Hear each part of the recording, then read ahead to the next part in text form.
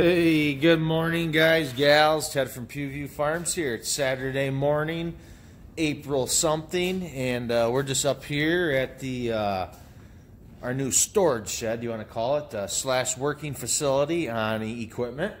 And you guys have all been following me. You know that I've been working on the 5610 when I have time, just to get some known issues fixed before hay season. Because like I say, that is one of our main hay tractors. It does a lot of tedding. Being that there is 3 hay binds to use this year, that probably will be put on a hay bind if we can find an individual to competently run the tractor and the hay bind. So just trying to get everything up to snuff on that. You know, there's been known issues with the fuel tank. And of course, you guys know I've had a hell of a time trying to get the damn steering wheel off the thing. And we ended up just cutting it. Still on it. Basically all I did was cut the steering wheel around the actual piece. It still has to come off. But now that everything's off, I can work at this and whittle away at this so I don't ruin the splines on the steering shaft. So that's the plans on that. We're just going to get a new steering wheel to put back over that. But I'm pretty excited because I finally got this damn cowl piece off, and there is a gas tank. And let me tell you what, she's pretty nardy, pretty nasty. Never had a fuel gauge that worked on this, and this is why I'm thinking. It looks like this must be the fuel pump. There was no wires connected to that, so you know, there's something probably that's going to be an easy fix. You know, even something as simple as, you know, there was a couple light bulbs I know that were blown on the instrument panel. You know, I can go through that and test some stuff. Hopefully the pictures that I took, I can put the instrument panel back together, because there was a lot of plug and plays, and I want to make sure I get everything going back the right direction and everything like that. But we got her off. Pretty happy about that, to be honest with you. Originally, I thought I had to take off this whole hood, and the problem I was running into was actually pretty easy to disassemble.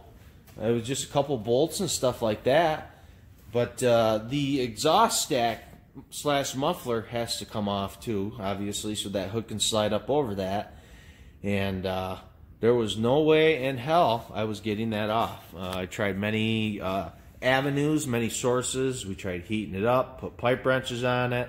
The thing does not want to budge. So I was able to whittle out that cowl from underneath the hood, because it kind of overlaps, the hood overlaps the cowl by about 1.5 inches. So it couldn't come straight up. So, but I was able to whittle it out of there, and should be able to get it back in, no problem. So thank God the hood does not have to come off. Couple things that we did do to this. I did buy a new glass globe for the pre-cleaner on the air cleaner. That was cracked and broke. And then down behind that fancy white hood screen right there, the reserve tank for the engine coolant, that was all shattered and busted. We got a new one. Was pretty surprised on how expensive that was. So far, that was the most expensive endeavor here on this tractor. You know, it's I really like maybe to get the lights and stuff going on this. I want to get the 4 lights, 2 in each of the fenders, and get new tail lights for the rear, and put 2 spotlights on the rear. So if somebody's got a hair up their ass and decides to be working out there after dark, there is plenty of light visibly in front and behind the tractor. New seat for sure. The comfortableness has wore off. The novelty is definitely gone. It was probably the original seat that came with the tractor. Well, it ain't going to be original anymore, because I'm going to get a different one, because that when you're sitting in this thing for 8 hours mowing hay, or you know, doing whatever, comfort is a key, and it's so the seat is going to be replaced. Really like to get a canopy for the top. I don't know if it's going to happen this year. Like I said, money just keeps going out a lot faster than it decides to come in. So, you know, you got to prioritize, and that's not a, it's a want. It's not a necessity that we need. I mean, we can do everything we need to do with this tractor without that canopy. But it would be nice. So someday, yes, I want to put a canopy on that. And, you know, if I win the lottery or something like that, you will definitely see a canopy on that. But she's been fully serviced. Like I said, you know, that was a fun project and everything like that. We dropped all the fluids in this, replaced all the fluids. I've never done it since we had it. And so all the fluids and hydraulic fluids, transmission, all that stuff, which was all actually one unit from the back. It just filled into different chambers. Took quite a bit. Took over 15 gallons. But we are good to go there. The other issue that we've had with this is the ignition switch. Whether it was hooked up wrong or something like that, but when I went to go turn the key off, battery was still running. I still had lights going on my console. So that ignition switch was not killing all power. So I want to get that fixed because I was sick and tired of disconnecting the battery. And the other thing that's going to be put on this, which I think should be fairly easy, is I'm going to put a battery disconnect switch up by the battery box somewhere. But no, I was pretty happy this morning just to come up here quickly. It's pretty early. Like I say, it just started getting daylight. You know, I got up here about 6:30, I believe, after doing our chores and checking on our sick cow and doing stuff like that.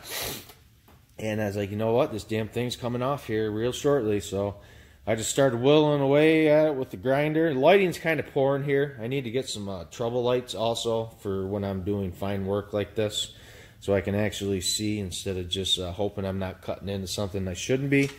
But it worked out. Kind of holding the cell phone light at the same time with the grinder. It worked out pretty good. But it's amazing. You look at this, it looks like a rat's nest. You know, I'd really like to get this cleaned up a little bit. But hopefully I can get everything back together. By the looks of it, this is going to be a me project. We were going to have a gentleman come up and do the wiring for us, meaning fix the ignition, make sure that was good. And there's already wires ran for all the fender lights and stuff like that, but it's just really ratty and I don't know what works, what's what. And I got a buddy at work actually that's going to come up and just probably steer me in the right direction and probably give me a little bit of a hand. He's really good with that kind of stuff. He's our master mechanic at work, so he knows his shit.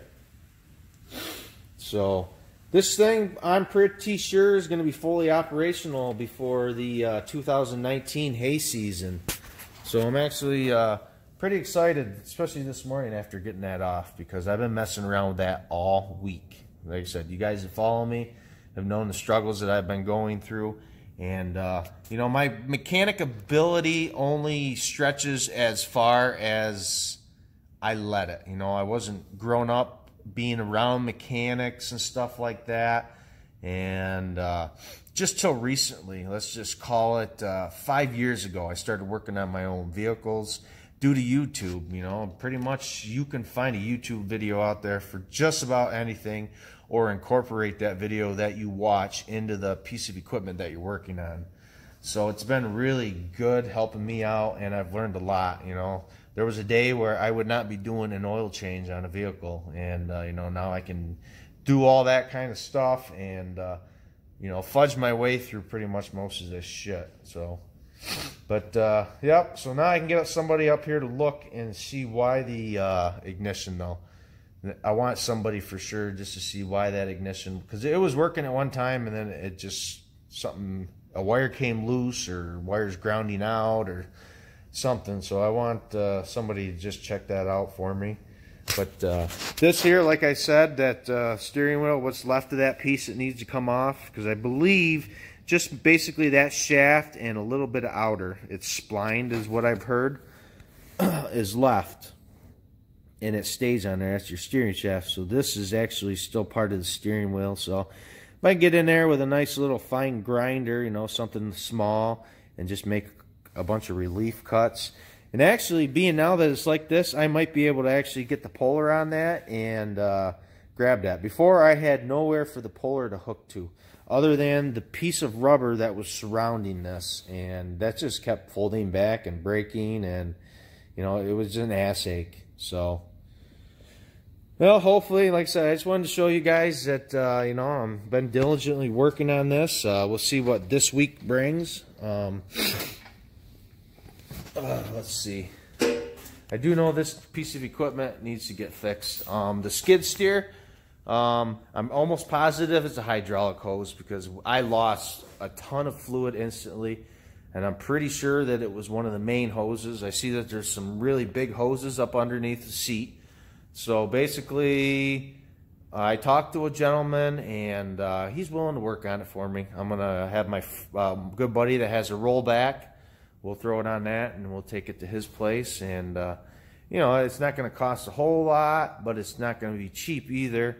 And there's a couple other things that I'd like him to look at. If it's possible and it's cheap to get the parking brakes working on that, I'd like to get that done. Never had parking brakes since we had the skid steer, and I think that would be great at times.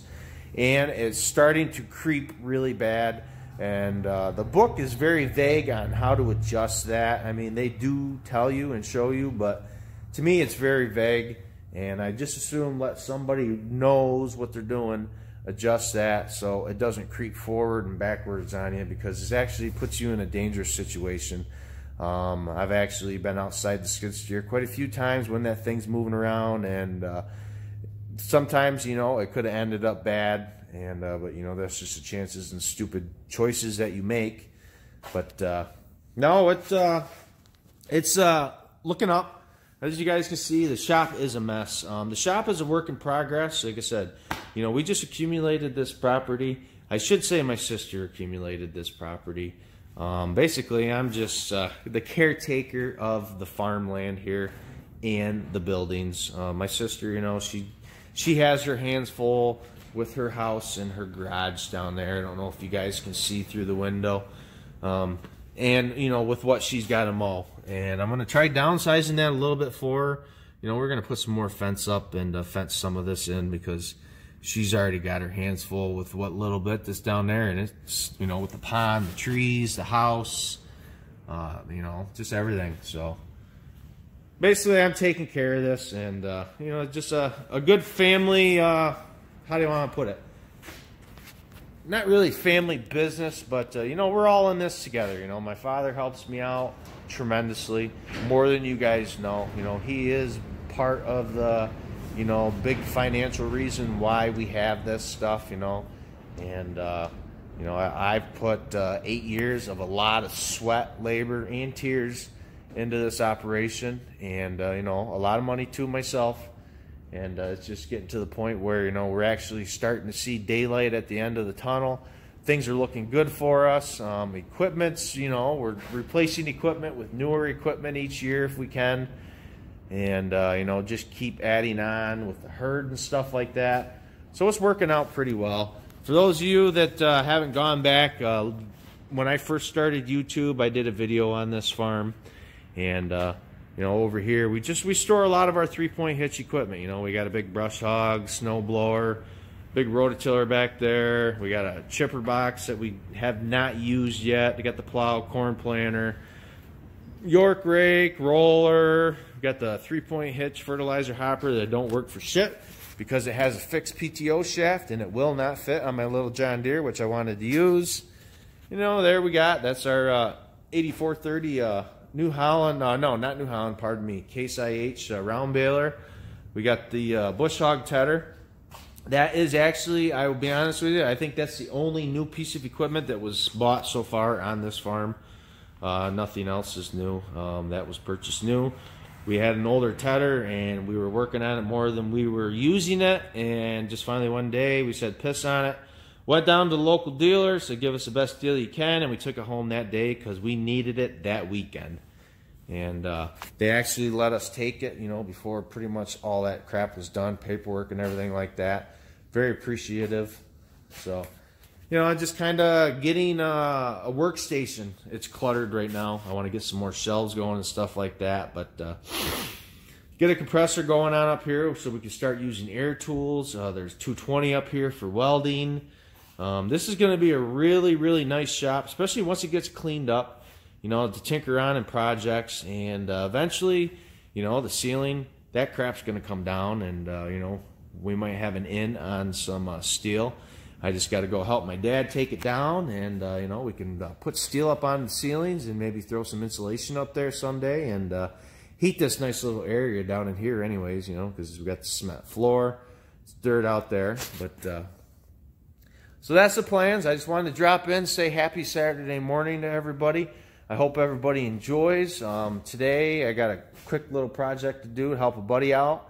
And then we're going to head up to my mother-in-law's, and I got to help her out this weekend. She redid her kitchen, and I'm going to rehang her cabinet doors. An Amish refinished them for her. So I'm going to get those hung for her, and we're going to take the 18-foot flatbed trailer up, and we're going to roll that Super A onto the trailer with the attachments, and bring it on home and get that in here too.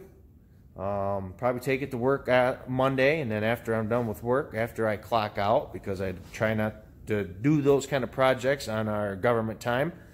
But after work, use the steam Jenny and get that Super A at least cleaned up, and get her back here and start tinkering with it. I think it's probably something really simple, really minor, and we'll get her going. And I can't wait to show you guys that. That's going to be a fun little project / tractor to have around, especially with the sickle mower that's with it. Like I said, I'm really excited to be using that. So that being said, guys, I hope you guys have a wonderful Saturday and a wonderful weekend if I don't talk to you from here on out.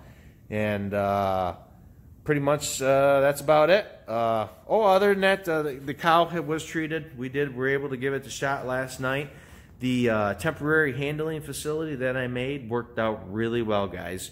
The only thing that I think that I would change with that is, which is very simple, I can move that in another 4 inches. Probably if it was a bigger cow in there, it would be all right.